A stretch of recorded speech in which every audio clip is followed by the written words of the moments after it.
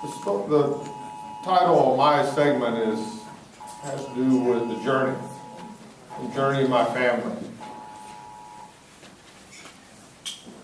We are in interesting times because everything that is happening around us is so reflective of how a kid named Adrian Garcia got to be in this great community and serving you in the capacity where I'm the sheriff of the largest county in the state of Texas, third largest in America, commanding a workforce of nearly 5,000, representing over 4 million people in a territory of 1,700 square miles, with incredible national security assets in our own backyard, like the Port of Houston.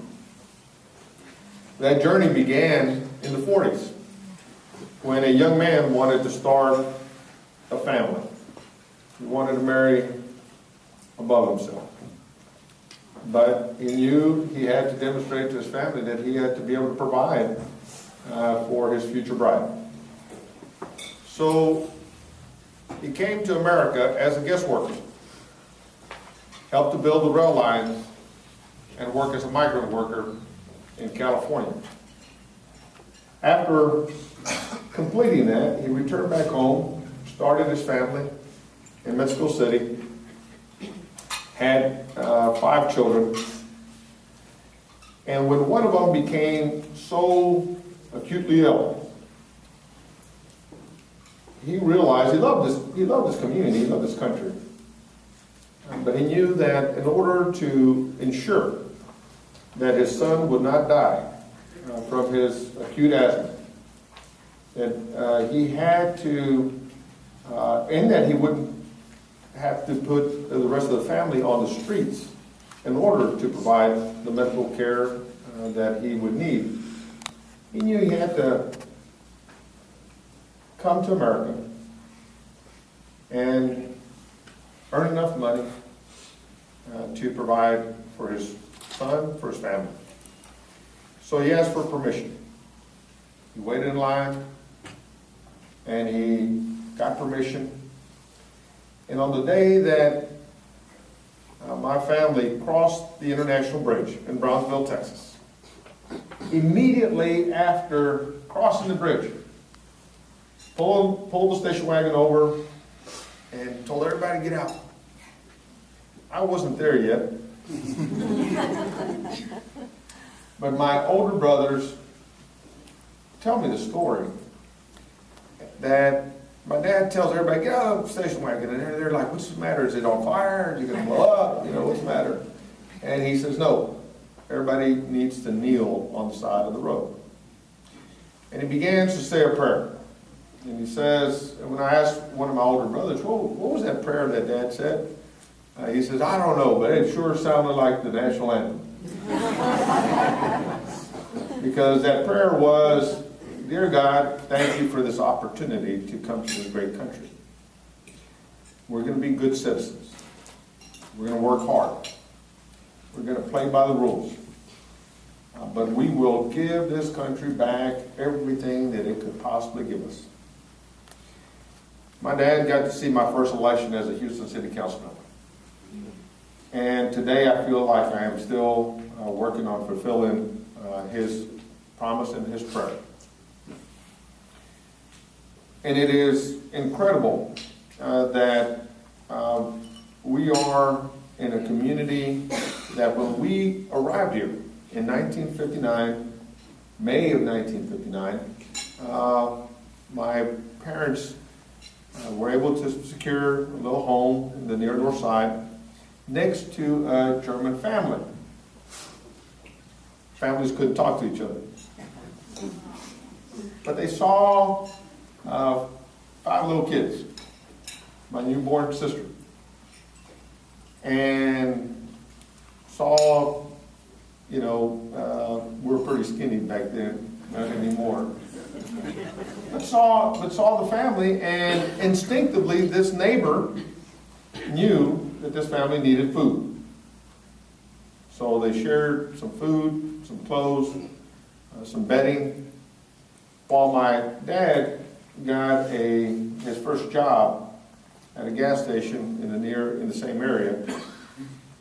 And over the years, it has been an incredible community that has supported us all. When I told my father I wanted to start a career with the Houston Police Department, he gave me 5 rules. He said to me, son, if you want to be a policeman, I ask you to do these 5 things. He says, don't forget, don't be ashamed that you are a Mexican American. Don't be ashamed that your name is Garcia. Don't ever bring shame to your name. Be honest. He goes, but if you can remember this one, it's most important. Never forget where you come from. In my role as sheriff, it is those 5 rules and the whole experience of our family is how I try to govern my role in this service. Understanding that it is people from all walks of life that supported my family, embraced my family. Remember when my dad had his automotive shop, I would be in there helping create some tune-ups and fix some flat tires. And I'd see people from all walks of life. African Americans, Asians, Caucasians, and I'll never forget a young Hispanic man, couldn't speak English, walking by, asked my dad for a handout. And my dad says, you want to work? I'll give you work. And so he did. He ended up living in our home. And so all that whole experience is, I think, really conducive of the journey, not only that the Garcia family has had, but that many families have. And so I'm proud of the work that you are doing here to continue to remind us that this is the greatest country in the world. But it is, as we heard a statement last night, that we are and we will be a nation of immigrants.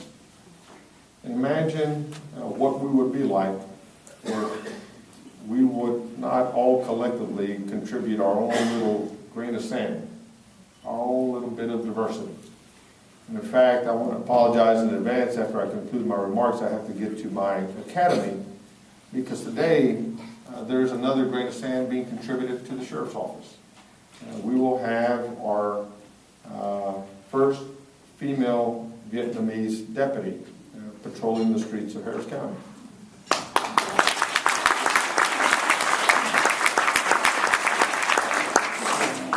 But we must not lose sight of the fact that our diversity is our strength.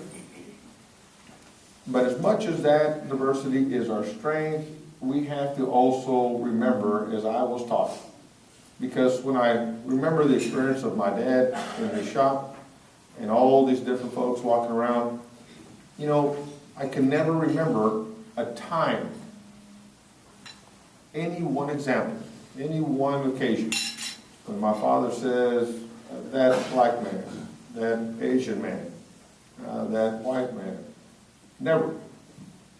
All he would say is that, that's a good man. He brings his cars back to me. He's a good customer. You take care of your customer, son. You got to remember, you take care of your customer. Because when you take care of them, they'll take care of you. And so I will close with this, that I have a young, beautiful daughter in her second year at the University of Texas.